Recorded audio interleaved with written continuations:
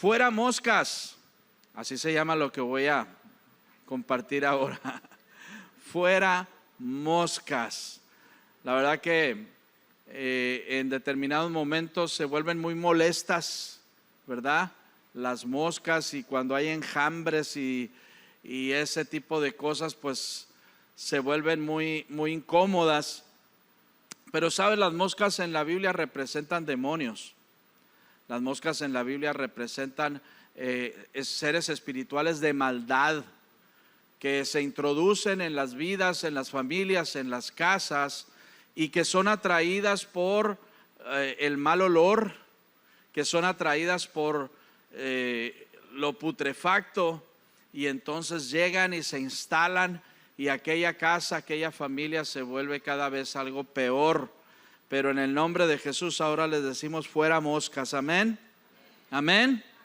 Entonces les invito a poner toda su atención en esto que vamos a compartir, y que en unos cuantos minutos no se distraiga. Amén. Padre, en el nombre de Jesús te pido que me ayudes, que me asistas, que pongas en mi mente y en mi boca las palabras adecuadas para hablar a tu pueblo, Señor.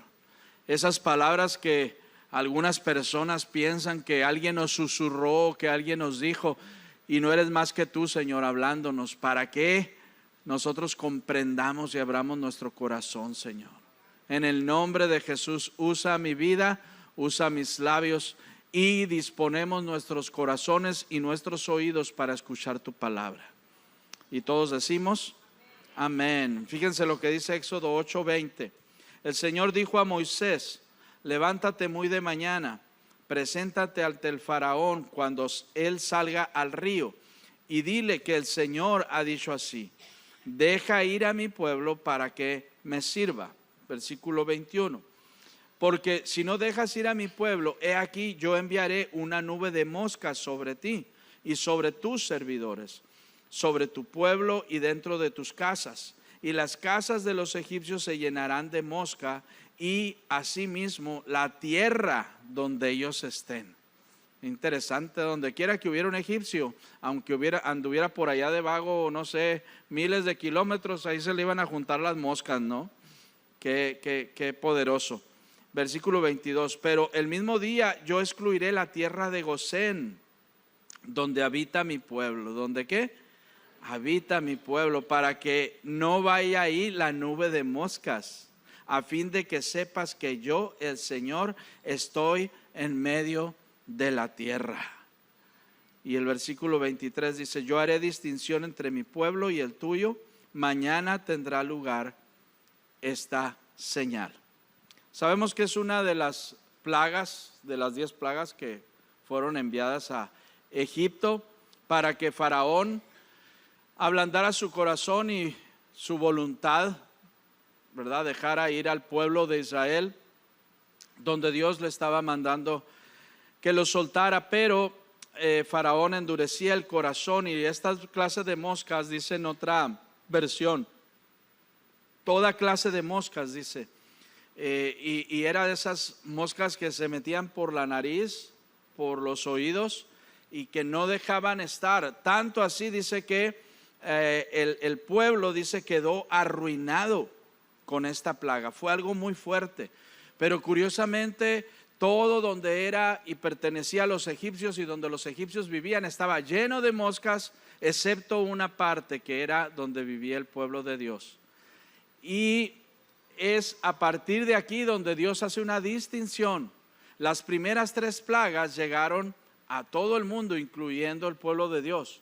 Pero a partir de esta plaga en adelante, que es la 4ª, ya no llegan a golpear también y a molestar al pueblo del Señor, porque el Señor trazó un límite, una raya. Y no sé, ¿verdad?, si estaba demasiado cerca como un vecino egipcio. De pronto se me ocurre pensar que de una barda al otro lado estaban los egipcios llenos de moscas, y al otro lado estaba el pueblo de Israel, ¿verdad?, sentados a gusto tomándose una limonada, viendo a los demás espantar moscas, ¿no? Sacando el matamoscas y tratando de librarse de eso, pero el pueblo de Dios estaba resguardado por su mano y no permitió Dios que llegaran las moscas hasta ellos. Amén. Esto es un milagro y para muchos es un cuento, para muchos es algo fantástico que no puede ser, pero sabemos que así ocurrió. Amén. Por la fe sabemos que así ocurrió. Y sabemos entonces, como decía hace un momento, que la influencia de las moscas o la habitación de las moscas tiene que ver con habitación de demonios. ¿Y por qué entonces Dios permitió que los primeros 3 plagas llegaran al pueblo de Israel también?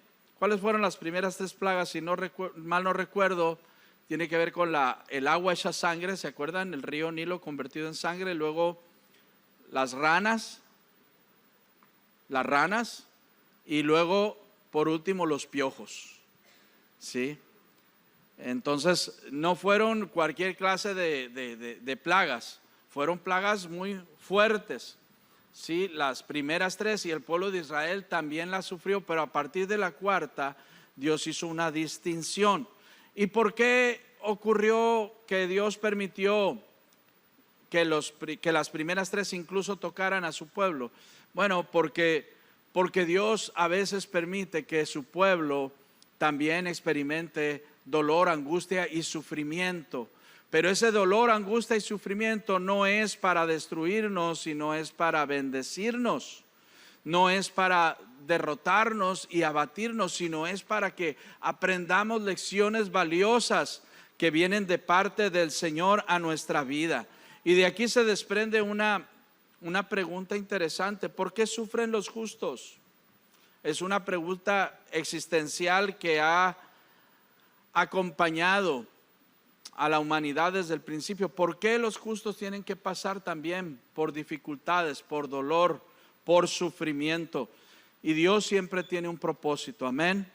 Estamos estudiando en las casas de vida que tenemos de parte de Dios, todos y cada uno de nosotros, una vida con propósito.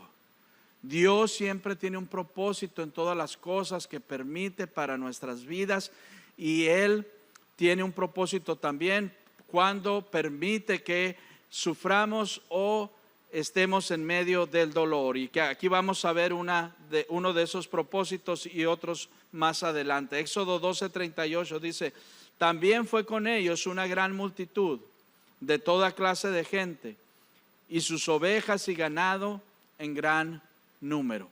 Aquí nos está relatando unos días más tarde, cuando Faraón por fin les dice: váyanse de aquí, no los quiero ver, lárguense por favor a donde tienen que salir, váyanse. Y el pueblo de Dios salió de Egipto, pero también gente extranjera. Dice aquí una gran multitud de toda clase de gente extranjera que también vivía ahí, se unieron al pueblo y se fueron con ellos. Y una de las razones tiene que ver porque ellos miraron la gracia de Dios sobre su pueblo, porque ellos miraron cómo reaccionaron en medio de la dificultad, en medio del dolor, en medio del sufrimiento. Y entonces ellos dijeron: nosotros tenemos estos dioses que no nos cuidan, que no nos protegen, que no nos han ayudado, pero en cambio yo veo que a esta gente tienen un Dios que les ayuda, que les bendice, que les protege, que les da paz. Yo los veo distintos. A pesar de que sufrieron las 3 primeras plagas, ellos no reaccionaron de una manera con sus emociones a todo lo que da, sino que reaccionaron con fe. Y entonces ellos fueron invitados a dejar a sus dioses, a abandonar a sus dioses y empezar una nueva vida, y dijeron: nos vamos de aquí. Amén. Una de las razones por las cuales Dios permite que suframos es porque en medio de ese sufrimiento Dios prueba nuestro corazón, y a través de eso somos testimonio a aquellos que no conocen a Dios. Amén. Somos testimonio a aquellos que no conocen a Dios. La Biblia nos enseña que el dolor no es algo que necesariamente Dios provoque, pero sí Dios lo utiliza. El dolor refina nuestra fe como nada puede hacerlo. Sabes, tú puedes venir a esta iglesia o alguna otra y escuchar y escuchar y escuchar la palabra y estar aquí y poner atención, pero muchas veces y a través de mucho tiempo puede ser que no cambie tu corazón, porque no permitimos que la palabra entre. Y Dios dice, yo quiero hacerlo a través de la palabra, pero si no quieres escuchar, entonces voy a permitir que pases por aflicción, porque la aflicción no puede ser ignorada. ¿Cuántos saben eso? El dolor no lo puedes ignorar. Tú me puedes ignorar a mí 1000 o 2000 veces predicando, me puedes ignorar. Y puedes ignorar a cualquier otro predicador que te hable la palabra, pero no puedes ignorar el dolor. No puedes ignorar el sufrimiento. Y dicen algunos autores, ¿verdad?, que Dios nos habla en medio del dolor. Estás experimentando angustia, estás experimentando quebranto, estás viviendo un momento difícil. Dios te está hablando. Dios te está hablando. Permítele a Él que te deje hablar y refina tu oído para escuchar lo que Él te quiere decir. Pero sucede que muchas veces, en lugar de acercarnos a Él, nos alejamos de Dios y decimos, este Dios no quiero, este Dios no me importa, me hace sufrir y entonces no lo quiero. Pero lo que Dios quiere es al revés, que nos acerquemos a Él. Amén.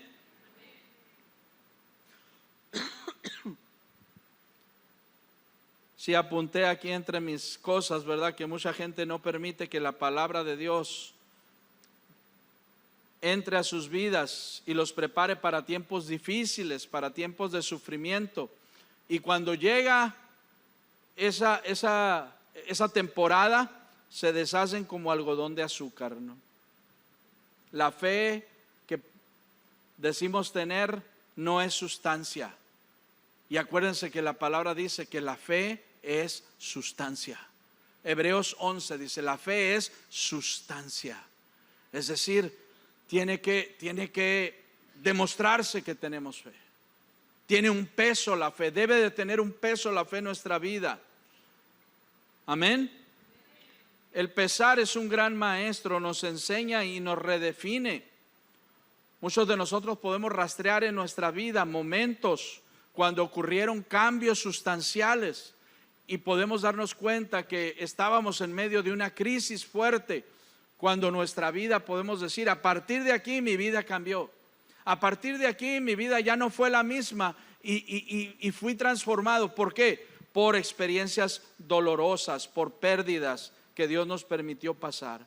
El enemigo también ataca en los tiempos de angustia. El enemigo también aprovecha porque él sabe que en esos tiempos somos vulnerables. Y lo que nos susurra y lo que nos habla y lo que trata de poner en nuestra vida es que nos alejemos de Dios, nos llenemos de amargura y frustración, porque esa es su misión. Tanto como Él quiere alejarnos, Dios quiere acercarnos. Esta gente de toda raza, extranjeros, vivían en Egipto, fueron impactados por la reacción de los israelitas, al punto de abandonar sus casas, sus dioses, sus tierras, y se fueron con ellos.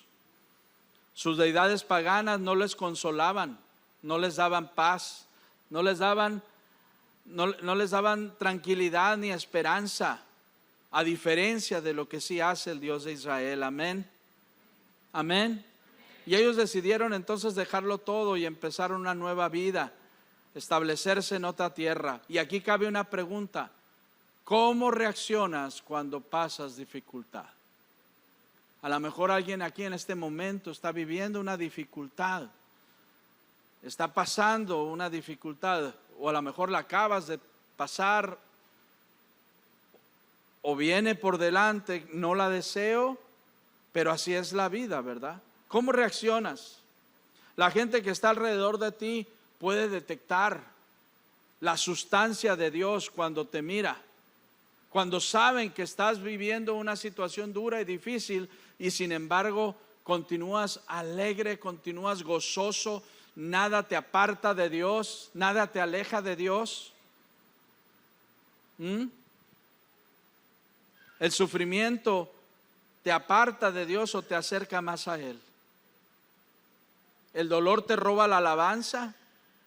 apaga tu adoración, mengua tu devoción. La gente sin Dios recuerda que nos está observando y se dan cuenta de la seguridad, la esperanza y la paz que manifestamos en medio de las dificultades. Y aquí cabe otra pregunta: ¿es tu vida, es mi vida una ofrenda viva para Dios? Nos hemos despojado de todo egoísmo, egocentrismo y decimos: Señor, tu nombre sea bendito y glorificado. No importa lo que esté viviendo, no importa lo que esté pasando, en medio del dolor, en medio de la aflicción, aún, Señor, que no puedo hacer otra cosa, levantaré mis manos, te alabaré con todo mi corazón.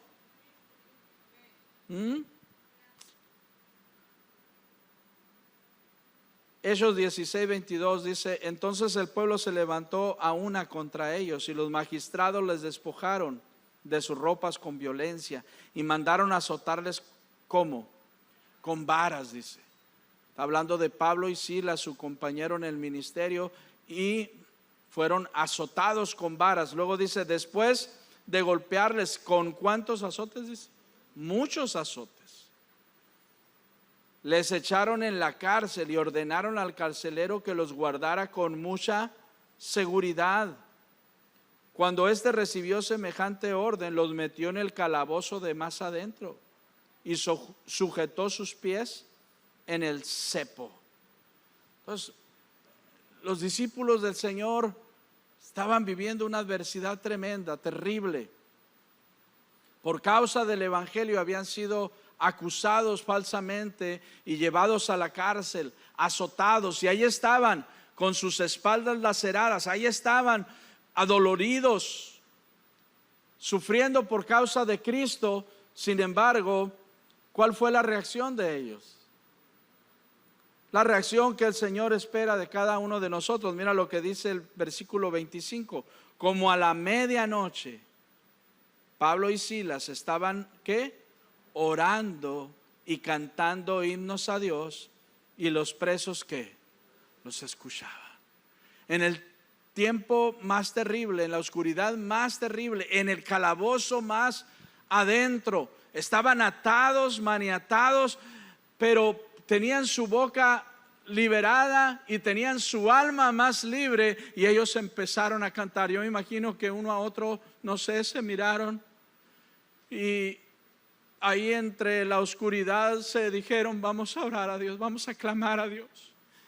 Y empezaron a decirle: Señor, te damos gracias porque nos das la bendición y el privilegio de sufrir como sufriste tú. Gracias, Señor, porque somos tus siervos. Gracias, Señor, porque has guardado nuestra vida. Gracias, Señor, aún en medio del dolor te damos gracias.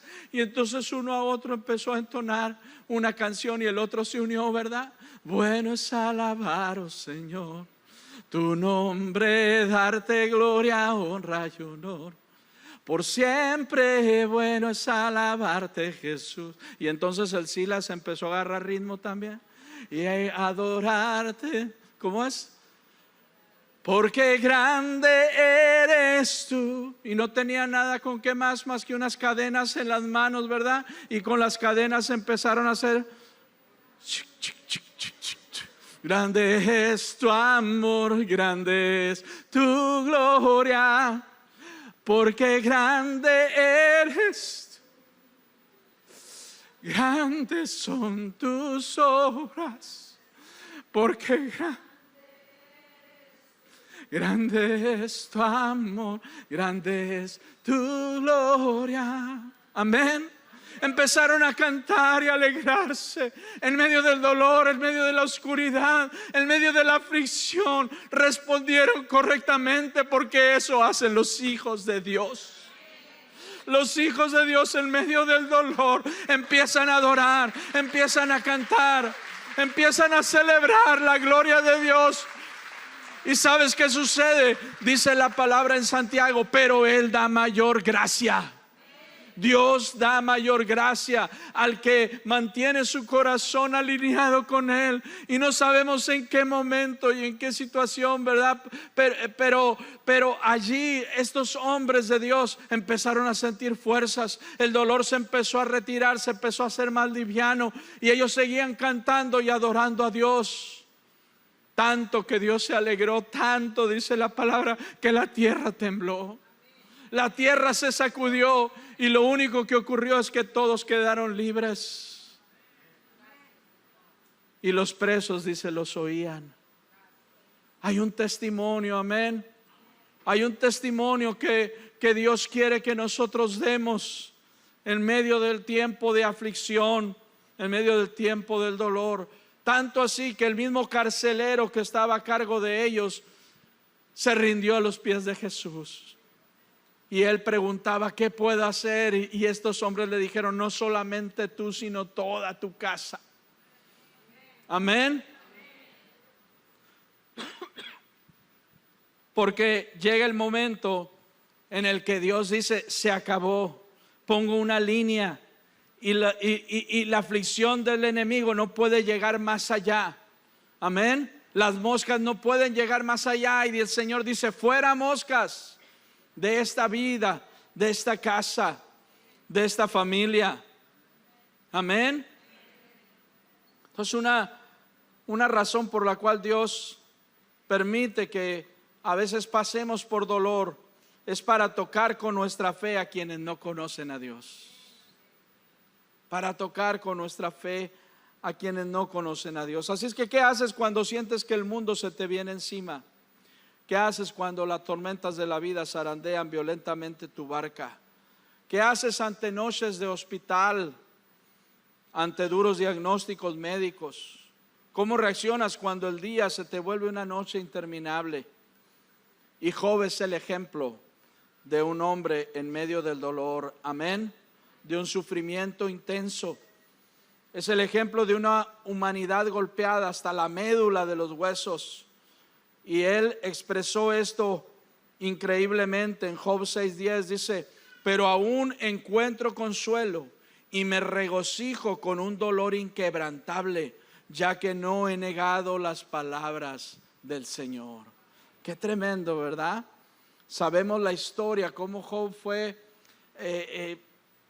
golpeado, lastimado emocionalmente, físicamente. Sin embargo, él termina diciendo que encuentra consuelo y se regocija. ¿Cómo se puede regocijar en medio de un dolor inquebrantable? Dice la otra versión, en medio de un dolor que no da tregua. Estoy hecho un solo dolor, pero aquí me regocijo en el Señor. Amén. ¿Cómo sales a flote cuando te estás ahogando? ¿Cómo encuentras esperanza cuando el matrimonio se resquebraja, cuando el futuro se vuelve sombrío? Job no solo vio sus bienes esfumarse, dice la palabra que sus riquezas se perdieron, sus animales se quemaron, sus cosechas se destruyeron en un solo día, sino que también tuvo que cavar 10 tumbas el mismo día cuando sus hijos murieron y él los tuvo que sepultar. ¿Cómo haces para resurgir, para levantarte? ¿Cómo lo haces? Porque Job perdió todo, ¿verdad? Sus negocios, sus animales, su familia, menos su fe. Menos su fe. Y Dios quiere que seamos esa clase de personas. Cuando nos toque ser golpeados, que nuestra fe sea fortalecida. Amén. Dios sacó a su pueblo de Egipto, habiéndoles hecho experimentar dolor. Y hay batallas que no ganaremos hasta que toquemos fondo. Adicciones que no saldrás, relaciones que no dejarás, matrimonios que no valorarás hasta que experimentes un dolor fuerte y grande. Cuando Dios ve que la aflicción, en lugar de destruirte, te fortaleció, en lugar de alejarte, te acercó, en lugar de matarte, ¿verdad? Y matar tu adoración, esta se intensificó más. Entonces pone una raya al enemigo y dice: hasta aquí vas a llegar. No más moscas para esta familia, no más moscas para estas personas. Amén. Como decía al principio, las moscas son atraídas a lo putrefacto, a lo descompuesto, a la suciedad, a la inmundicia. Pero Dios dice: no más moscas, quedarán fuera de nuestras vidas. 9 veces en la Biblia se refiere a Belcebú, a Satanás como Belcebú. Y Belcebú significa el señor de las moscas. Cuando Dios comprueba nuestra actitud de adoración ante el dolor, reprende toda influencia demoníaca sobre nuestras vidas. Amén. Así es que Job nos enseña que en medio del dolor podemos renovar nuestra fe en su palabra. Renovar nuestra fe en su palabra. Filipenses 4:11. Dijo el apóstol Pablo: no lo digo por la necesidad que estoy actualmente viviendo, pues ¿qué dice? Aprendido a alegrarme cualquiera que sea mi situación. He aprendido a atravesar las dificultades y el dolor se aprende. A atravesar las crisis se aprende. A confiar en Dios se aprende. Pero hay algunos de nosotros que pasan los días, semanas, meses y años y no hemos aprendido. No hemos aprendido. Y yo te digo en el nombre de Jesús, si eres tú, aprende ya. Aprende ya. ¿Qué estás esperando? ¿Qué estás esperando? Estar con un dedo agarrado cuando estás a punto de caer al precipicio. ¿Qué estás esperando para aprender lo que necesitas aprender? Lo que Dios ha hablado a tu corazón. ¿Qué estás esperando? Deja de argumentar y de decir: es que es él, es que es ella, es que es mi jefe, es que es mi esposa, es que es mi marido, es que es mi hijo. Deja de darle la culpa a todos. Perdóname que levante la voz, pero por favor, si alguien me está oyendo, en el nombre de Jesús, abre tu oído, efata, que se abra tu oído y puedas escuchar y entender de una vez. Entiende, no son los otros, eres tú. Eres tú, soy yo. Yo necesito aprender, tú necesitas aprender. Atravesar cualquier situación. Amén. Atravesar los valles se aprende. Pero muchos cristianos siguen como el pueblo de Israel, dando vueltas en la misma montaña. Dice Deuteronomio 1, dice que el Señor les habla y le dice: ya bastante tiempo han dado vueltas a esta montaña, es hora de avanzar. Di conmigo: es hora de avanzar. Deja de dar vueltas de la misma montaña. La montaña representa esa cosa que no quieres dejar.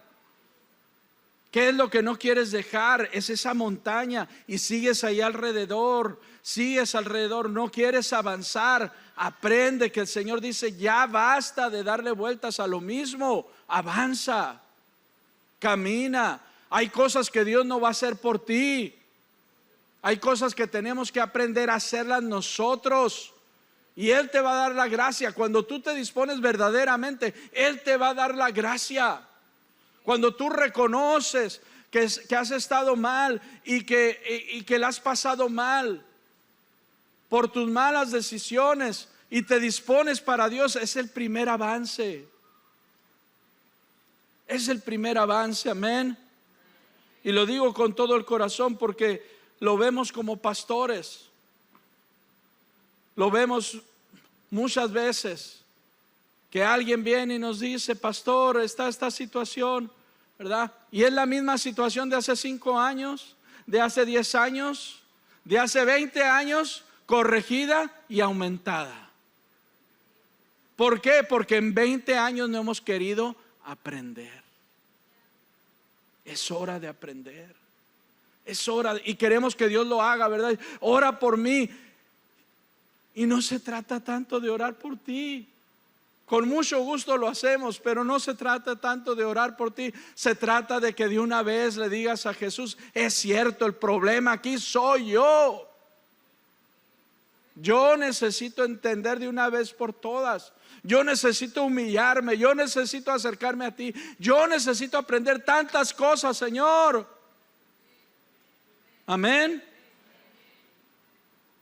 Porque si no, te lo voy a decir así, pero muchas de nuestras actitudes, mucho de nuestro carácter, y perdóname que no trato de ofenderte, pero mucho de lo que hacemos apesta. Y las moscas son atraídos a la peste.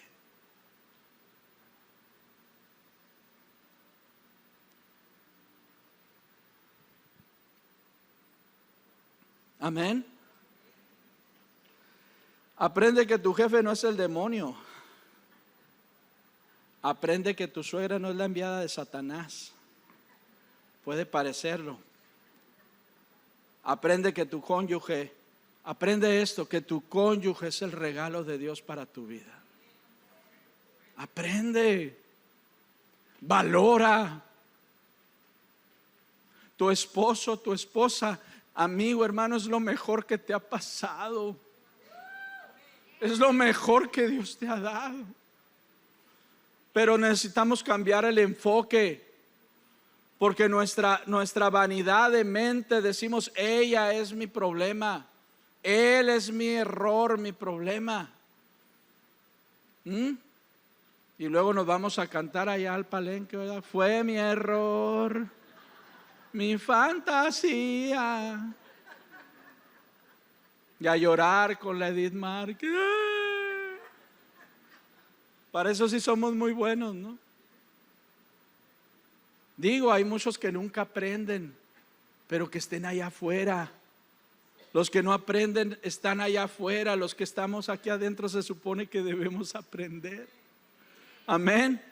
A partir de la cuarta plaga, esa ya no tocaron al pueblo de Israel. Amén. Entonces, ¿para qué Dios nos hace pasar por dolor y por crisis? Para transformar nuestra esencia, nuestro ser. Deja que Dios te transforme. Deja que Dios trabaje en tu corazón. Y tienes que empezar de nuevo en muchas cosas. Empieza por el amor de Dios. Baja la guardia. Seamos humildes, reconozcamos nuestros errores y nuestras malas prácticas. Amén. Sofonías 3:14 dice: canta, ciudad de Sión, da voces de alegría, pueblo de Israel.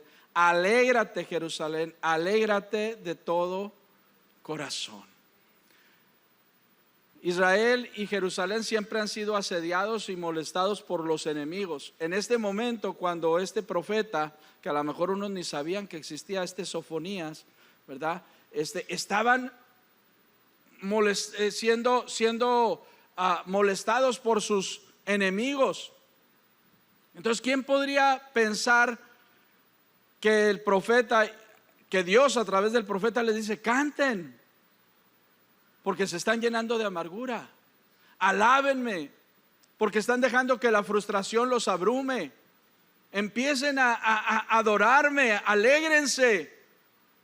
Y cuando ustedes cambien de actitud y su fe sea renovada, yo voy a quitar todo enemigo que está sobre ustedes.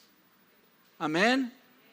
Necesitamos cambiar nuestra actitud por una actitud de fe, por una actitud de confianza, por una actitud que le diga al Señor de todo corazón: Señor, suceda lo que suceda,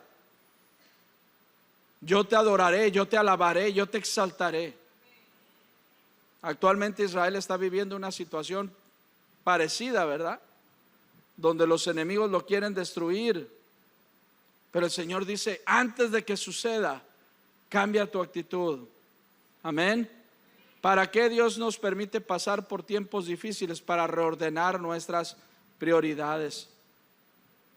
Y termino con lo siguiente, el Salmo 133 dice: miren cuán bueno y cuán delicioso es que habiten los hermanos juntos en armonía. Es como el buen óleo sobre la cabeza, el cual desciende sobre la barba de Aarón, y baja hasta el borde de sus vestiduras, como el rocío de Hermón, que desciende sobre los montes de Sión, porque allí envía Jehová, ¿qué? Bendición y vida eterna. Tenemos que aprender, entre muchas cosas, tenemos que aprender que Dios se mueve en su iglesia, y su iglesia no es una persona. La iglesia de Jesús somos muchas personas, y Dios se mueve allí, y Dios envía bendición allí. Pero cuando nosotros estamos aferrados a vivir una vida encerrada en nosotros mismos, muchas bendiciones no llegan a ti. ¿Por qué? Porque eres tú y después tú. Mi casa solamente, mi mundito solamente. No, yo no voy a ni una casa de vida porque qué flojera. No, yo no voy a otras actividades porque qué flojera. No, yo no quiero salir porque qué flojera. No, yo para qué decirle a otros mis problemas porque no son asunto de ellos. Y el Señor nos dice que cuando los hermanos están juntos en armonía, entonces desciende una bendición especial. Amén. Cuando vamos a una casa de vida y expresamos: estoy pasando una situación difícil, sé que el Señor me va a ayudar, pero ayúdenme a orar. Ayúdenme a orar por esta situación, hermanos, amigos, porque somos familia. Y en esta iglesia hemos enseñado que nadie absolutamente tiene el derecho de alzar su mano contra ti ni contra nadie. Nadie que esté luchando en contra del pecado, ¿verdad? Tiene por qué ser burlado o víctima de crítica, absolutamente. Porque todos estamos en este mismo barco que se llama iglesia. Y estamos luchando en contra de un mismo enemigo. El enemigo no somos unos contra otros. Y le doy tantas gracias a Dios, porque esta iglesia no se distingue por ser una iglesia chismosa. No somos una iglesia chismosa y ni queremos serlo,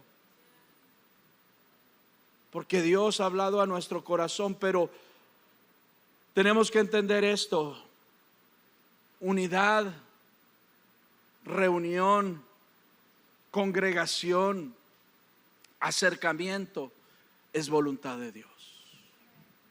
Y ahí Dios envía una bendición especial, y las moscas no pueden entrar.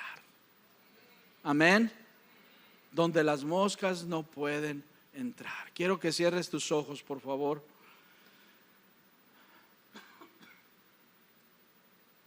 Y si el Señor te ha hablado, y si realmente estás siendo tocado por el Espíritu de Dios, porque yo puedo sentir su Espíritu aquí está el Espíritu de Dios. Y puedes tener esa humildad en tu corazón. Dile: Señor, aquí estoy, perdóname. Si quieres alzar tu mano, alza tu mano. Nadie te va a señalar absolutamente. Alza tu mano delante del Señor. Dile: perdóname, Señor, cuando me he encerrado en mis cosas. Perdóname, Señor, cuando han pasado años y años y años y sigo sin aprender. Señor, perdóname. Hoy quiero aprender, Señor. Hoy quiero que me enseñes. Hoy quiero empezar a vivir una vida distinta, diferente. Hoy quiero entender de una vez por todas que el problema soy yo. Que el problema soy yo, Señor. Oh, en el nombre de Jesús. En el nombre de Jesús. No entiendo por qué algunas bendiciones, Señor, que tú hablas en tu palabra no han llegado a mi vida, no han llegado a mi casa. No lo entiendo, Señor, pero hoy estoy comprendiendo que yo he tenido mucho que ver con eso. Hoy estoy comprendiendo, Señor, que necesito humillarme delante de ti. Perdóname. Dile al Señor: abre tu boca y dile con voz audible ahí delante de Él. Dile: perdóname, Señor. Libérame, Señor. Ayúdame, Señor. Que la gracia preciosa de tu amor, Espíritu Santo, nos llene ahora, nos guarde ahora, nos bendiga ahora. Perdónanos, Señor. Si alguien nunca le ha abierto su corazón a Jesús, si es la primera vez que vienes a un lugar como estos, dile al Señor: a través de una oración, con tus ojos cerrados para que nadie te interrumpa, con una voz audible, dile: Señor Jesús, te pido perdón. Te pido que vengas a mi vida y que me des salvación. Te confieso que soy pecador. Te confieso que he vivido lejos de ti. Y te pido perdón, Señor. Perdóname. Perdóname. Tú quieres lo mejor para mí. Tú quieres, Señor, bendecirme. Y por mi terquedad y mi pecado, Señor, me he mantenido lejos de ti, pero ahora vuelvo a ti. Y te pido perdón. Aquí está mi vida, Señor. Perdóname, perdóname. Vamos, pídele perdón al Señor.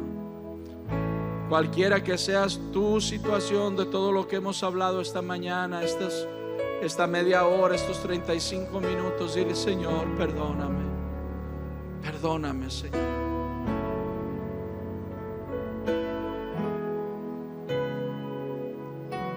Te necesito, Rey. Sé tú el Rey de mi vida. En el libro de Jueces se describe una y otra vez una frase, se repite diciendo: no había rey en Israel. Y el pueblo cayó en decadencia, y el pueblo cayó en pecado, y el pueblo cayó en idolatría, y el pueblo cayó en guerra, peleándose hermanos contra hermanos, matándose unos contra otros, porque no había rey, y cada quien hacía lo que bien le parecía. Señor, pero ahora te decimos que seas tú el Rey de nuestras vidas. ¿Qué te parece si le dices: Señor, sé tú el Rey de mi vida? Señor Jesús, sé tú el Rey de mi vida. No quiero vivir mi vida sin que tú seas mi Rey. Que tú seas el que gobierne todo lo que soy, Señor. Aquí estoy. Perdóname, Señor, perdóname, Señor. Libérame de mi maldad. Sáname de todo pecado. Que vengan de tu presencia tiempos de refrigerio para mí, para mi familia, para mi casa. Esas bendiciones que han sido limitadas sobre mí, Señor, empiecen a venir, empiecen a llegar. Porque de aquí en adelante tomamos una actitud de unidad, una actitud de acercamiento, una actitud, Señor, donde dice tu palabra que tú derramas tu bendición. En el nombre de Jesús, muchas gracias, Señor. Muchas gracias, Señor. Te adoramos, te honramos, te alabamos, te bendecimos. Dale un aplauso al Rey, por favor. Dáselo bien fuerte.